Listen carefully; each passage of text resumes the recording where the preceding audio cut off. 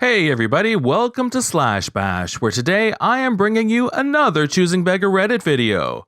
If you are new to the channel, then subscribe and click on notifications so you don't miss out on the fun.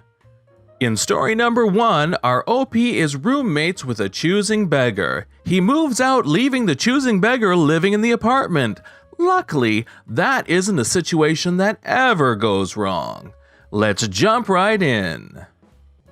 So this all really starts 2 years ago, but to summarize, my significant other's little sister's boyfriend has been nothing more than a scathing leech on everyone in his life since I've known him. Jobless, penniless, couch cruising from my significant other's family members until he's worn out his welcome and constantly dodging any and all responsibility and claiming himself the victim no matter what. Well, with that out of the way, the latest escapade. I'm gonna call my significant other's little sister Jill and her choosing beggar boyfriend Jack. Jack was sick for a bit and having trouble staying at work and calling out a lot. Serious enough for his human resources department to put him on family medical leave. Family medical leave comes to a point for him to either extend it or go back to work. Jack decides to go back. Upon arriving at work, he starts to feel sick again, calls out, and while waiting for his relief to get there, emails his boss a resignation for him to effectively quit immediately. Of course, his job fires him. Meanwhile, Jill had missed out on a lot of work because Jack would refuse to go to the hospital or doctor without her coming with him. Jill gets fired. Jack at this point had been living with me for 7 months as a roommate. I wasn't like the rest of my significant other's family. Jack was on the lease with me, so he was locked in and liable. Bills all in my name so I could cut and run if need be. I was sick of living with Jack. He never cleaned anything. No dishes, dusting, vacuuming, sweeping, or picking up after himself. Nothing. 2 weeks before she lost her job, I ran the idea by Jill that she could take over my half of the lease for $50, move out of her mom's and have her own place with no security deposits for anything. Just transfer all my stuff to them. Clean cut. Wash my hands of the mess. Flash forward, and Jill had been living there for a week, and I had moved all my stuff out when she lost her job. She had, allegedly, been fighting with her boss on getting her pay stubs for the apartment application for weeks, but now that's out 'cause no job. So I'm still tied to the lease. My significant other and I agree to give them 2/3 of the rent till they get jobs, thinking a month at most. This is already a book, so I'll skip a little crazy stuff and get to the juice.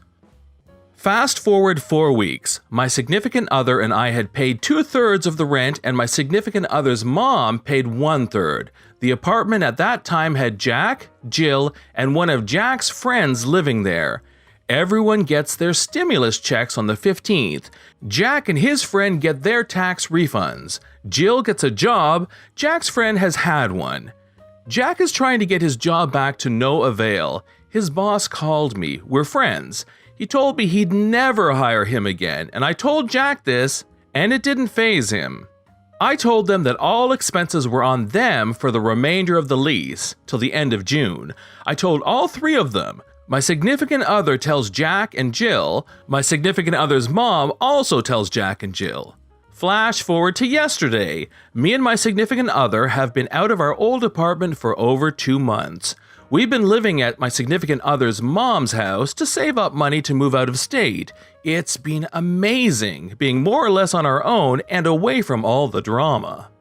I have been asking Jack about bill money, seeing that the bills are in my name and the payment date is coming up. No response. Jack and Jill show up to the house to grab some of Jill's stuff she left behind. Jack walks up to me working in the garage and asks, "Have you paid your half of the rent yet?" What? We told you 4 weeks ago that it was on you. Stuff. We are flipped. We are straight flipped. Jack exits stage left. Those 3 buttheads had $5,800 between the 3 of them 4 weeks ago and don't have enough to scratch up $770 for rent now. The dude straight up gets pissed, saying that we promised to pay for their expenses till the end of the lease, that they lost their jobs due to the coronavirus, that we were attempting to take advantage of him for being nice and allowing us to move out. I told him that I didn't know what we were going to do. My significant other ain't giving them anything. My significant other's mom isn't either. As for me, my name is on the lease and rent is due today. So I don't know. And here comes Reddit to the rescue. Okay, here's what you need to do right now. Don't go get a soda, turn off the TV, take off the headphones. All the bills in your name, cancel them right now. Water, gas, electricity, cable, internet, phone. Just call up the assorted companies, tell them you've moved, and cancel them. It's almost summer. It's not like you're making people freeze in the dark. Nothing gets a layabout's attention like lack of cable TV, internet, and electricity. As long as those bills are in your name, you're on the hook. And Jack, Jill, and their friend know that. So you need to get them out of your name, and you need to do that right now. It will also send a clear message about who is paying for what. See, I wanted to do that the day I moved out, to give them a bit of a kick to get their heads out of their butt. My significant other and her mom convinced me not to. I held out for 3 weeks trying to get everyone to do the legal thing and right thing, and ended up getting beaten down every day for being a butt. My name is still on the lease. If I cut electricity, they report that to the leasing office and I get an eviction notice. As far as the law is concerned, I'm still half in for everything. My friend, this is gonna be a more expensive lesson than you thought, because unless you got a special deal, you're on the hook for everything, not just half. Check your lease for the words jointly and severally responsible. If they're there, the law says you can be sued for 100% of rent and damages.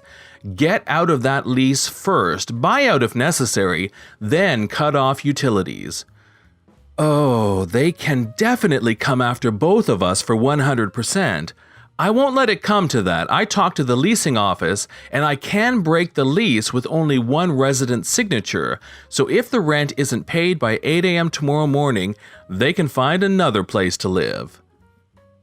I only pointed out because so many people are talking about 50%. Every lease I've ever seen or heard of has the jointly and severally liable clause. Get anything you do in writing. A lease is a contract. You need to protect yourself. I have saved all texts and emails, and I have the leasing office on my side, I think. It also helps that the courts are closed right now. The lease has my name and Jack's name on it, and we are both 100% liable. Just got off the phone with the leasing office. They're super nice, and I've been living there for 6 years. They haven't had any issues or complaints about, from, or with me. Since Jack moved in, we've had loads, mostly weed and noise, exclusively while I'm not there. So I told them exactly everything that's going on, and they told me I can break the lease for $400. Only my signature needed. It will definitely make a tear in the family, again, but I'll do it before I get an eviction notice. Well, I think we've come to a happy ending. The OP gets out of the lease with only $400. The choosing beggar gets to be out on the street on his butt, and we don't have to worry about his significant other's little sister because she can just go move back in with her parents. Big respect to the Reddit commentators for jumping in and giving helpful advice.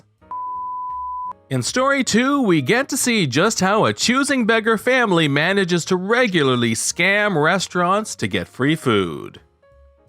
So a few years back when I was a student, I used to have a part-time job in a restaurant, and boy oh boy, I never would have believed how people would actually behave.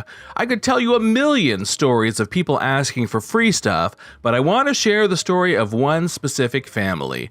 So you have mom, dad, grandma, and 2 children. They would come to said restaurant at least once every week, so you would think that they were in love with the place, wouldn't you? Every single time they would order the same dishes. All the waiters knew their order by heart at some point, and every single time they would come up with the exact same complaints about their food. I couldn't help but ask myself why on earth they kept ordering the same things since it was clear they didn't like them. This was in fact their smart way of getting free stuff. So they would eat half of the food, then decide something was wrong with it. Of course, they asked for a new dish and demanded they did not pay. So they would literally have a portion and a half and not pay for it. Most of the times, they would only end up paying for drinks and side dishes. Also, it was a lot of food, so they would ask to take it home. Lunch for the next day sorted. They literally saved hundreds on food. One day a friend of mine was in the restaurant. She used to work in a different restaurant at the time. She recognized the family and said they would go to her restaurant every weekend and do the same trick. How can you be like that? And yes, I know it was the management's fault for not taking any action, as it was obvious they were faking the whole something is wrong with the food thing. I guess reviews on TripAdvisor were more important. Sorry for the rant, I finally found a place to get it off my chest. Well, you know what they say, a family who scams together stays together. Finally, we have a pretty amazing opportunity for any video producers out there. Need to hire 5 freelancers. Hi, I am looking for a videographer, editor, who will create and/or edit video content for my YouTube platform.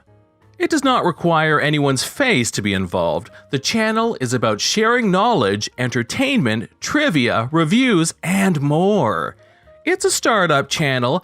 I will be following a given blueprint that has been shown as a proven method. The ideal freelancer or agency I would like to work with would be invested in the startup growth of the channel. As it will be our first channel for this platform, I would love to work with someone who is willing to produce a few videos for us without a fee, until the channel starts to turn a profit. For this initial investment in the channel, I will offer a percentage of the profits, which is a great way of generating a recurring passive income with a fantastic growth potential. The role may include some research and guideline topics, however, it generally offers creative freedom for you to explore and create the content you like. Video topics and categories, technology and gadgets, trivia and quizzes, cars and transport, mindsets and habits, health and fitness, business and growth, plus much more. If you have any ideas that you would like to carry out or focus on, I would be happy to hear about it. This reminds me that I need videographers for my new channel.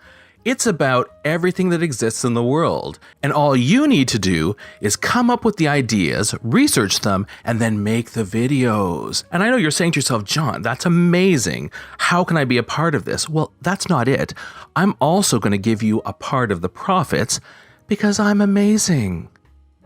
This has been John from Slash Bash. Thanks for watching. If you've enjoyed the video and want to see more of them, then please hit that subscribe button. We'd love for you to drop a like and share it with your friends, and we will see you in the next one.